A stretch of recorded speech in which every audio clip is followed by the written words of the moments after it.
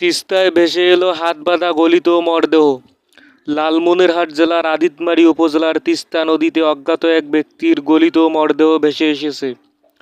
সোমবার 15ই জুলাই দুপুরে উপজেলার মহিষখোঁচা ইউনিয়নের সলিডি স্পারবাদ এলাকার মাঝের চর থেকে মরদেহটি উদ্ধার করে পুলিশ। পুলিশ ও স্থানীয়রা জানায়, তিস্তা নদীর বাম তীরে উপজেলার সলিডি স্পারবাদ এলাকার মাঝের চরে তিস্তার পানি কমে গেলে সেখানে একটি মরদেহ আটকে যায়। মরদেহটি দেখে স্থানীয়রা পুলিশে খবর দেয়। পুলিশ মরদেহটি উদ্ধার করে লালমনিরহাট সদর হাসপাতাল মর্গে পাঠায়। মরদেহর হাতে একটি ঘড়ি ও মুখে পাকা দাড়ি থাকলেও পরনে কোনো পোশাক ছিল না।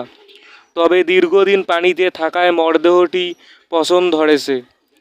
এ কারণে লাশের পরিচয় শনাক্ত করা সম্ভব হয়নি।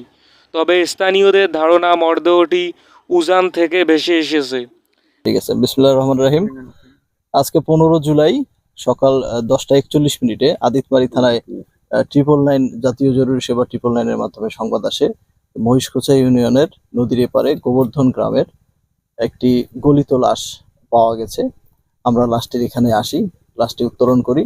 লাশটি দেখে মনে হয়েছে প্রায় 5-7 দিন পুরনো লাশ হতে পারে। লাশটিতে পোকা ধরে গেছে এবং গলিত অবস্থায় আছে, ফুলে গেছে। প্রাথমিকভাবে ধারণা করা যায় লাশটি আনুমানিক 45-50 বছর বয়স হতে পারে।